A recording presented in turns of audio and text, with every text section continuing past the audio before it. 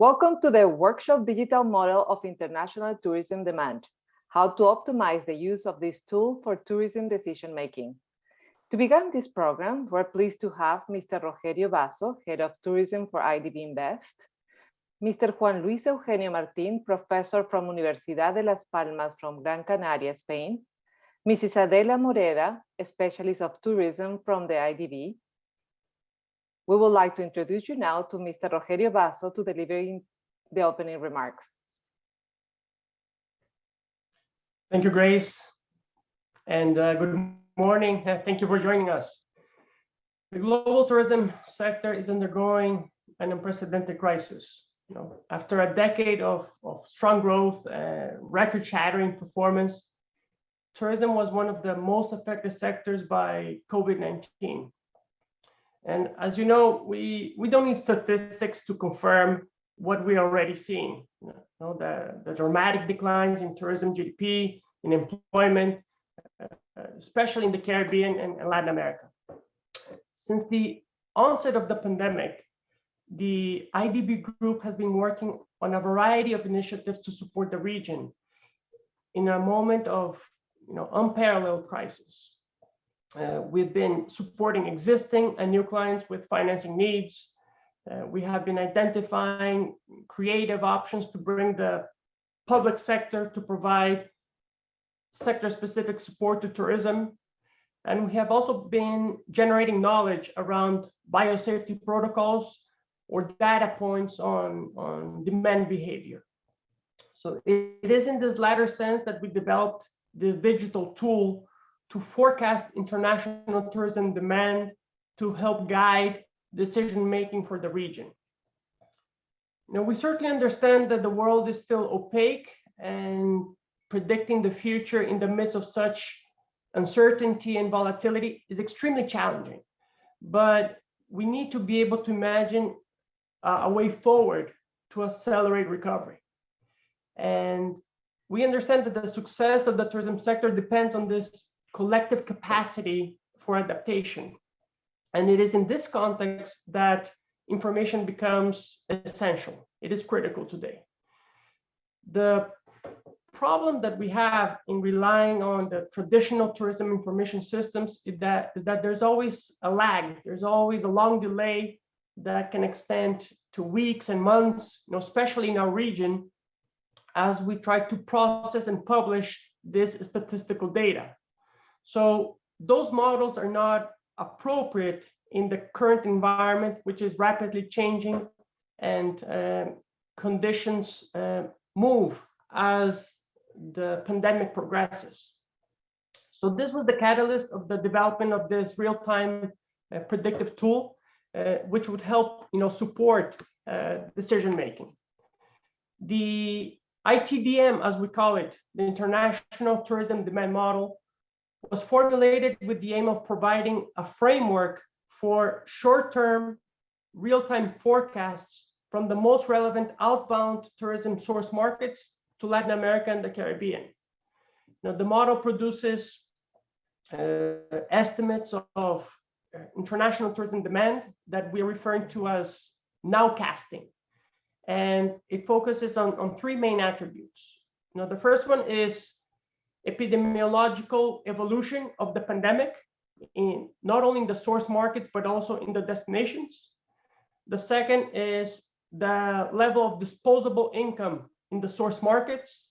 And the last is the consumer confidence to travel again. So today's webinar is meant to introduce you to this digital tool, which is already live, and to encourage you to use it. It is important to highlight that this model is not static. It is being constantly reviewed and updated. So this is our ask to you. We would like your collective wisdom, as the main users of the tool, to help us to continue to fine-tune, to optimize its functionality. So as you continue to use it, feel free to send us your suggestions, your observations, or feedback, and we'll incorporate it to continue to refine and improve the tool. So without further ado, I'd like to thank you for joining today, for your interest in the tourism demand model, and we hope that this is a tool that is useful to you. I now turn the floor to Professor Juan Luis Eugenio Martín from the University of Las Palmas in Gran Canaria, who has been the main architect of this model, together with the IDM, together with the rest of the IDB team. Thank you so much. Juan Luis. So what you can see here is the QR, so you can scan this and you can go straight away to the web page where we have based the model, the tool, and you can get access from this QR. And otherwise, I think that you have access also to the web page. I think that it's distributed as well with the call. Okay, so let me start with the presentation of the model. We are a team of 3 people here at the University of Las Palmas de Gran Canaria in Spain. And we have worked together with IDB, with Adela Moreda, Juan Manuel Murguía, and Adrián Rizzo. This is Juan Luis Eugenio speaking, and with me is José Manuel Cazorla and Cristian González. The presentation will follow these steps. The first one is an introduction of what's about this tool and how can we use it. Then, if any of you is interested in further information on especially the methodology, how it works, you can ask some questions. I've got some material prepared for this, but in order to be more concise, we can focus on a general introduction and the application itself. So in terms of the introduction, as Rogerio said before, this tool is meant to be for targeting markets, basically, to monitor the epidemics and to try to nowcast the tourism demand in real time. This is important because, as we are aware of the changes, so many changes in the epidemics, almost on a weekly basis, the expected arrivals are also changing. So instead of running several reports, we prefer to have a live report in the website, and that was the main idea of this. So the model is updated automatically every day, depending on the nature of the data set that we are working with, but every day is updated in terms of the epidemics and in terms of the arrivals. Other data comes with different frequency, but at least that is updated every day. In terms of the objective of the tool, we are interested in three items, three objectives: is the tourist arrivals, distinguishing the origin market. We are also interested in the risk of getting travelers from different origins. So we are interested in understanding the probability of getting infected travelers by different origins. So the destinations can be aware of the different situation of every origin market. And finally, we can also nowcast the macroeconomic impacts, especially GDP and employment. As Rogerio said before, the tool is based on 3 pillars: the epidemic dynamics, the income effect, and the confidence effect. I will speak a little bit about them in the next slide. And finally, as I said also before, this is updated daily, and more importantly, the users can somehow they can customize their own scenario. So we have 2 scenarios ready, but you can also customize your own scenarios. I will also talk about this a little bit later. So depending on how the user is setting up the scenario, we will get results in terms of arrivals, in terms of GDP, in terms of employment. So how a quick look at the methodology. The first step that we are employing in this methodology is the baseline. We needed to build up a baseline scenario, which is based on the structural time series model. The idea was to look at the previous series and forecast a scenario without COVID-19. And as you can see here, the red line is showing the series as if COVID-19 did not exist. And you have a bandwidth of this is the error that we can expect to have with this forecasting. And as you can see, it's pretty narrow, fortunately. This is the case of Barbados. And this is the baseline, basically, running structural time series modeling. If you are interested in further information, I can go with that later on, but basically that. And with respect to this series, we work with hurdles. So the hurdles come into play, depending on the three pillars. The first pillar is the SIR model. The SIR model is based on three parameters. The first parameter is the alpha parameter. It takes into account the percentage of the population that eventually will be susceptible. Not all the population is susceptible in the SIR terms, which means that all the susceptible eventually get also infected. So we have an alpha parameter, which is called the incidence rate. And this is calibrated depending on the derivative of the infected over time. The second step is to understand the beta parameter. The beta parameter is related with the probability that a susceptible person will get infected. And this beta parameter is a key parameter in our model. It's a very, very important one. We will show some figures later on. But this is based on a median window of 14 days. And we work this way because the beta is changing every single day, because it depends on the measures that every country is taking into account, as well as the vaccines, how they are making some incidents as well in the population. So this beta every day is changing. If the country decides to be more flexible with the measures, so then the beta may increase, and otherwise it can decrease. So it's a key parameter to understand the speed of the epidemic.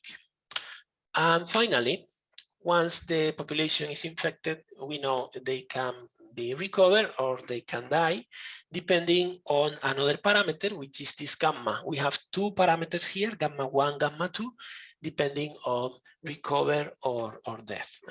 This is also done based on regression, and it depends on every country. All the parameters are different for every country, because we also have different scales of the data. Some countries consider the infected population depending on some criteria. Other countries are based on other criteria. So in order to take into account these different criteria, we consider the models independently, and all the parameters are estimated for each country independently. The second pillar of the model is the income effect. So the idea is that okay, we know that the origin country may be fine in terms of epidemics as well as the destination, but the second question is, once the route is recovered and the traffic is recovered or is expected to be recovered, the question is if the if the people have still the willingness to pay for traveling. So it's a matter of income. And in order to understand this, we also need to understand the income elasticity. And the income elasticity also depends on each pair of origin destination. We know that some origins are more sensitive than others. And in order to estimate this, we work with a panel data model, which is employing 209 origin countries, 188 countries, employing data since 1995 up to 2018. So it works finally with, as you can see here, is 379,000 observations. And the determinants of the destination choice, this is a gravity model, which is mainly driven by distance.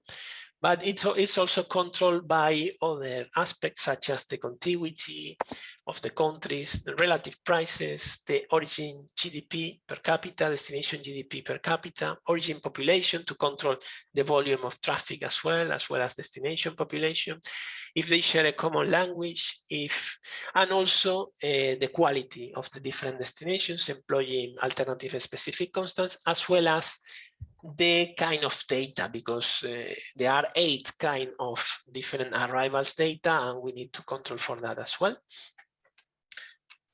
So sorry, once we have this, we get the income elasticity for each pair of origin destination, and we work with that elasticity to anticipate the sensitivity of that origin under changes in GDP, basically. And finally, we work with the confidence parameter. The confidence parameter may have 2 different sources. If there is no prior information of the country, we work with the IATA survey, and the IATA survey is basically asking in 3 waves to the passengers or potential passengers their willingness to fly, to travel internationally. And there are like 5 different answers. Here they are. So the main question is how long they will take to fly again. 15% of the travelers decide to not wait at all, to fly straight away, whereas the rest of them are more cautious and they prefer to wait some time.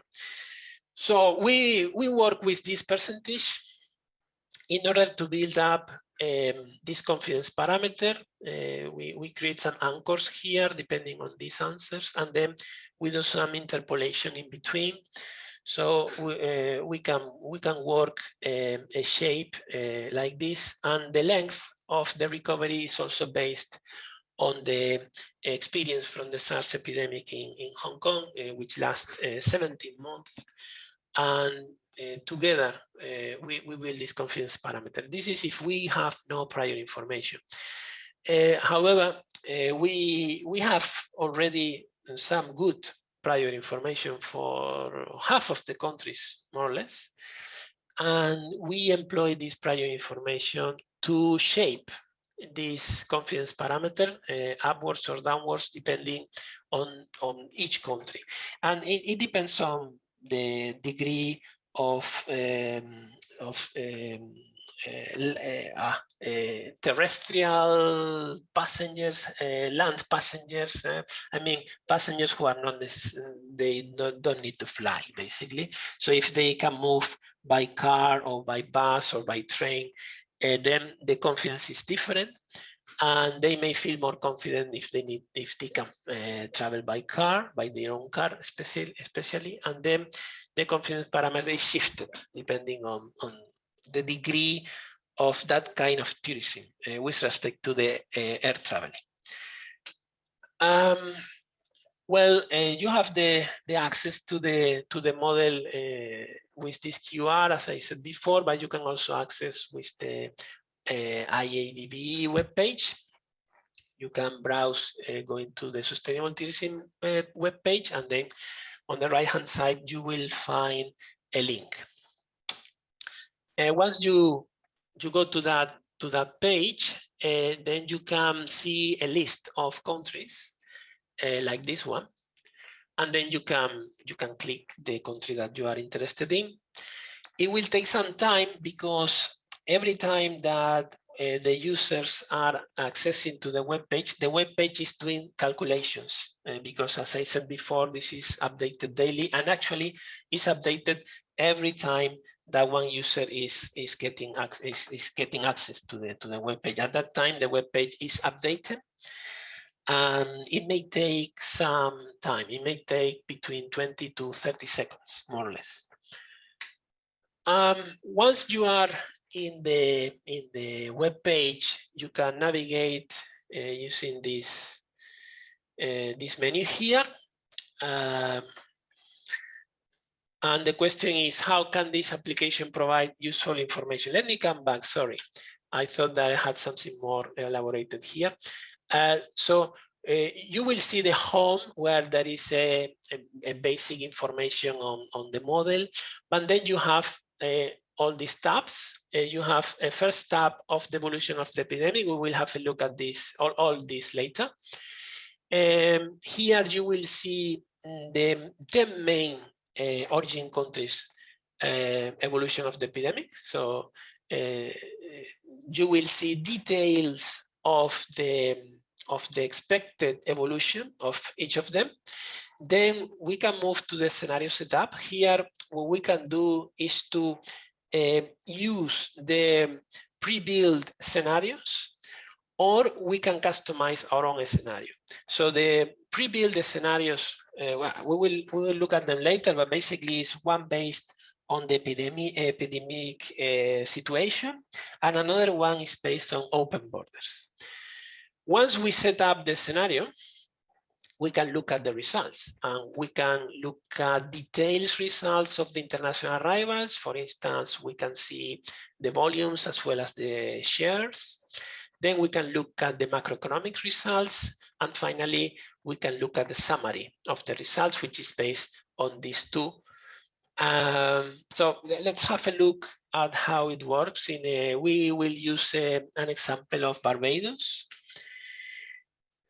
So how can this application provide useful information for policymaking?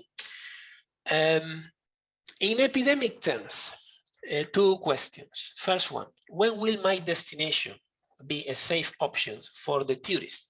This is a key question, right? Second one, when will the origin markets be a safe option for the destination?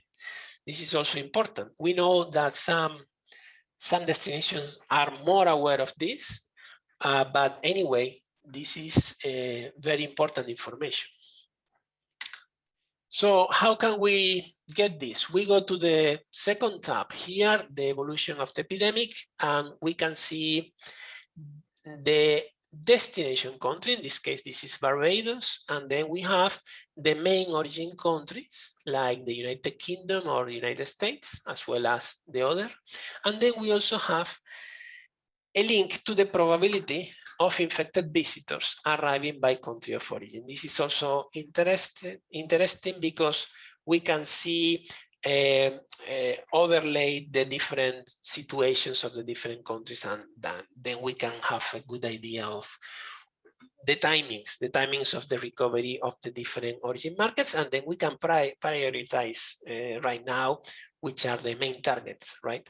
And finally, we have the rest of markets, and rest of markets is the whole world, but all these countries are based on the SIR model.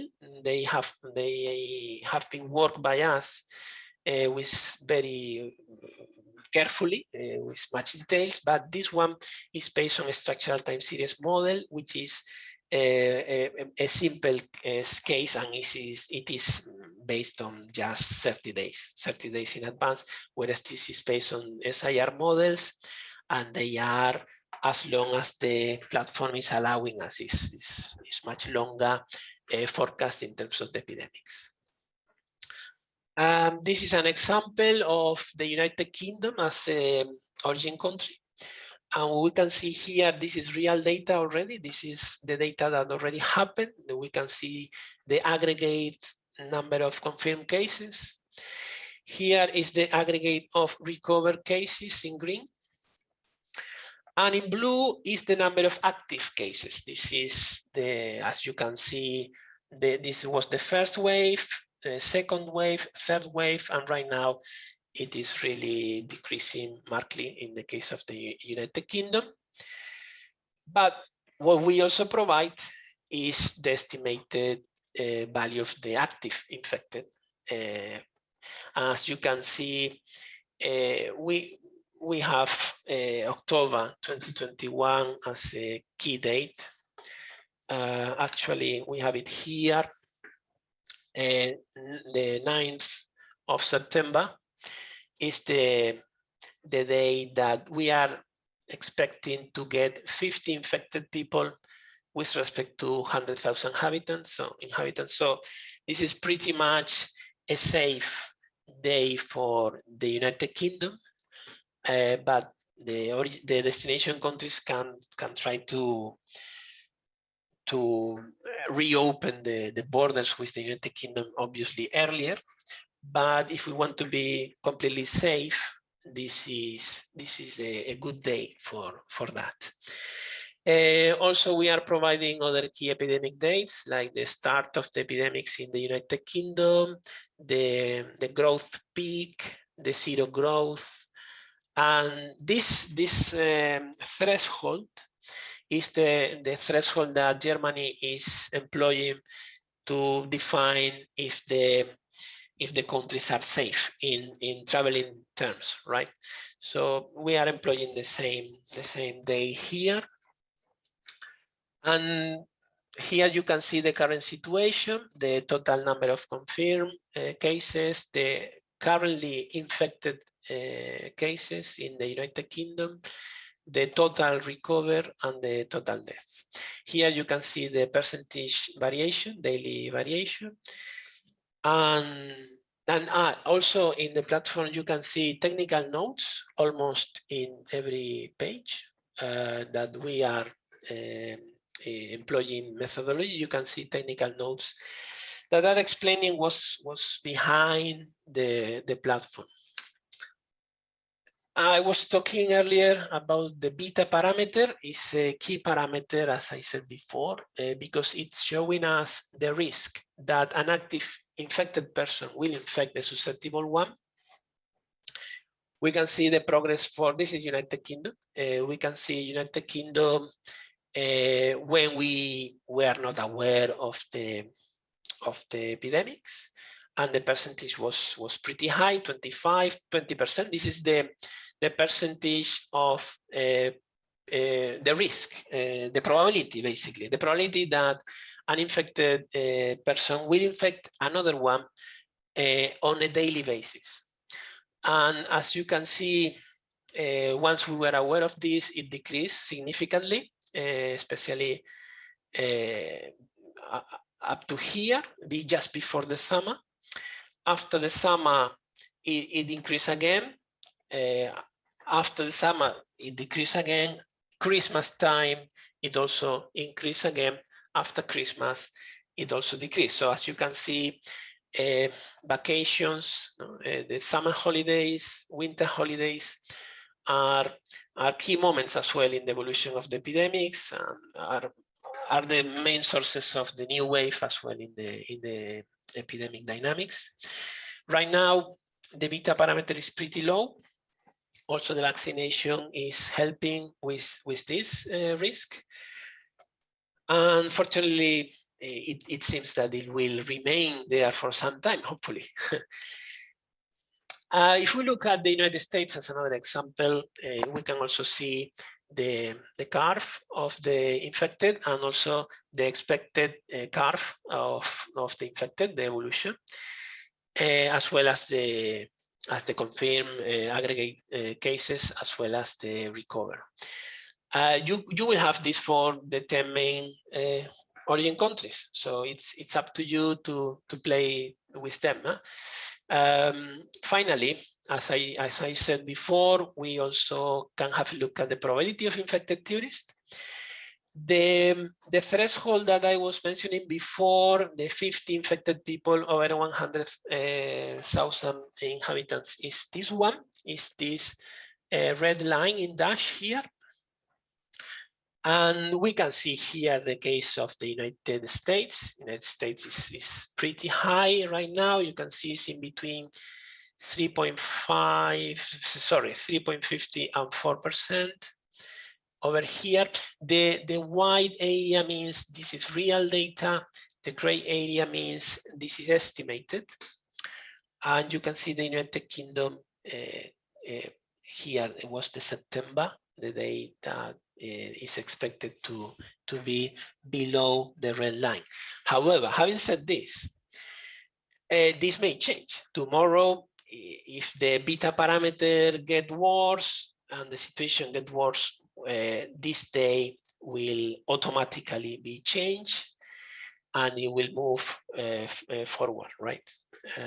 Same if the situation gets much better, this will move backwards and we will get a earlier recovery. Same with the United States. It will be monitored automatically every day. This will be changed. Second inquiry. What are the expected arrivals of the main markets? It depends on the epidemic, but also it depends on the income effects. We have updated the expected changes in GDP with the IMF data. Actually, we updated this week that there was new data in this sense. But the user can do their own scenarios here as well. So you can see what was expected in 2020 as well as in 2021. Once we have defined that income effect, then we can move to the scenario setup. And here we have two predefined scenarios. The first one is based on the epidemic recovery. This is changed also every single day. And it works on the basis, this is a very, very strict situation. This is based on a situation where the destination and the origins, both of them, are fine in terms of the epidemics. And by fine, I mean that they are below the red line I was saying before, the threshold, the 50 infected cases over 100,000 people. So these dates are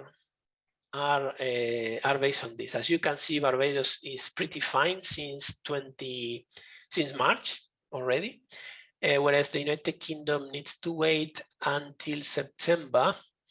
The United States it will be recovered after 2022, whereas Canada will be recovered in July, Trinidad and Tobago, November, Guyana, May, and so on, you can see. So this is a very strict situation, and this could be our worst case scenario if you want. And we can use another extreme case where all the borders are open. And if all the borders are open, what will happen? It doesn't mean that people will fly as before, because we have the other two effects in place. We have the income effect and we have the confidence effect in place, but it will make a difference. We can also customize the dates, so you can go to every day and define with the calendar the date that you think makes more sense. Or you can play with this, you can do your own simulations. This could be the day that United Kingdom will reopen the borders, for instance, and see what happens if that changes. In the scenario setup, we can also define the degree of confidence recovery. So we have like 3 different levels of speed of recovery. The medium level is this one in orange here in between. On the left-hand side, we can see the blue one, which will be a quick recovery, whereas on the right-hand side in gray, we have a slow recovery. So if we look at the open border scenario, in this case, this is Barbados. You can see again here in white, this is real data. In gray is estimated. So you can see here in purple, you can see the pre-COVID-19 cities. This is the number of arrivals that we expected that Barbados may have if the COVID-19 did not happen. However, we know, unfortunately, that it was not the case, and we can see here the massive decrease in arrivals up to 0. It remains like that for some time because Barbados was also under lockdown. Started recovery soon after June, slow recovery up to here. So all this is real data. What we expect in open borders is to keep increasing, as you can see, up to reach in July a good amount of arrivals. After that, also pretty close to the original cities. This is a scenario that is based on a full recovery of all the origins, and this is too optimistic. We can move to the other one, which is much more strict than this one. This is the epidemic recovery scenario.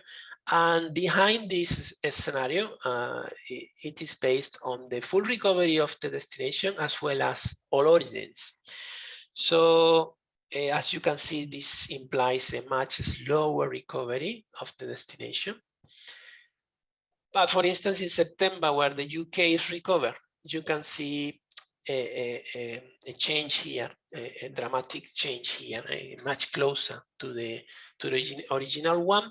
And this gap is based on the US. US will need some more time to recover. Anyway, the user can define their own scenarios in between these two scenarios and play with the model. And finally, no, sorry, still more things. We have detailed results of all the international arrivals. We can distinguish the effect of each pillar, the effect of the epidemics, the effect of the income, the effect of the confidence. We can distinguish them.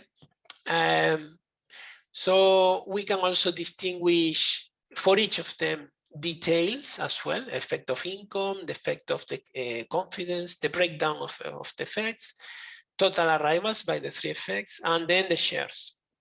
We can have also the shares of the expected shares, basically. This is an example. This is disentangling the effects. You can see this is Barbados again. You can see that during the lockdown period, the whole effect was based on the restrictions. Once the markets are open, then the 3 effects are playing a role together. The restrictions are in place because some countries are still under problems in terms of the epidemics. Whereas in the other, for other origins, comes into play the confidence. They may be fine in terms of the epidemics, but they are not still confident in traveling, or they may not have the money, the income or they are not willing to spend the money as before because of the GDP crisis. So finally, which is the macroeconomic impact of each scenario? What we show here in this tab is results depending again on the scenario that we have set up. And it will show us results in terms of aggregate expenditure. The aggregate expenditure is built depending on the arrivals. So if the arrivals are changing every day, the aggregate expenditure is also changed. And once we have the aggregate expenditure change, we also can get the GDP change and the employment change. So finally, we can get the predicted values for 2020, 2021. Again, this is changing every day if the arrivals are changing. And as I said, we get the aggregate expenditure. We distinguish the direct from the total GDP, as well as the direct and the total employment. And we also get the COVID effect. The COVID-19 effect means the difference between, for instance, in the direct employment, 2020, 4,200 employees, and almost 11,000 lost their jobs due to this COVID-19 effect. Same with 2021, you can see that this is recovered, the employment has recovered, but still there are some, almost half of the market is unemployed right now. So this is, again, I insist, this is changing every day, and these expectations may change as well, depending on every single market, depending on how the origin markets are evolving over time. So finally, we can assess with this tool when can we reopen or reactivate some markets, which are the target markets that we can look at right now, which are the main markets for the near future or for the following month, depending on a trade-off between opening Zoom and getting the risk of increasing or having a new increase in the epidemics in the destination, or to wait until a date that is safer. So this is a trade-off that the tool can also provide. You can play with different dates, and you can get results in terms of employment, in terms of GDP, to make also some decisions. I think that's it. Before saying goodbye, I would like to underline some of the most important issues that I think have been addressed here today. In the first place, I want to emphasize again that this is a live tool, as you can see, with Mexico and everything. So we will be able to refine through your contributions as users. So therefore, please feel free to send us any comments, suggestions, doubts that may arise in the coming weeks about the model or its scope. You have on the IDB website to contact emails under the model tab, so that you can contact us directly. Secondly, I want to highlight the truly innovative nature of the model, because as we all know, the COVID-19 has rendered all medium and long-term forecasts obsolete, and the current situation requires immediate data. So this model produces immediate estimates or predictions for the very near future on the behavior of international tourism demand. And this nowcasting model allows to identify in the short term those outbound markets with the least probability of contagion once at the destination, those markets with higher available income for travel, and with lower variations in their tourism arrivals, depending on the different levels of confidence to travel. So the model can facilitate public and private coordination for the allocation of very scarce resources right now in promotional efforts, or for instance, in enabling safe tourism corridors with specific markets, or in designing tourism experiences adapted to target markets, among many other possibilities. And finally, I would like to emphasize that this tool is not intended to replace any other information systems you may be currently using. Because on the contrary, the objective is to complement from the very specific methodological approach we have described today. So the model, the objective is to complement, as I was saying, other sources of information with various time horizons or other data sets. The true strength of the model lies in its combined use with other information systems in order to integrate different perspectives in the decision-making process. So from the IDB group, we want to help the tourism sector to reinforce its intelligent systems, helping to transform data into relevant knowledge to optimize the management of destinations and tourism companies. And this is why all the feedback you can give us now as users of this model is pure gold for us. So thank you again for your time, your interest, and see you soon. Please take care. Bye-bye.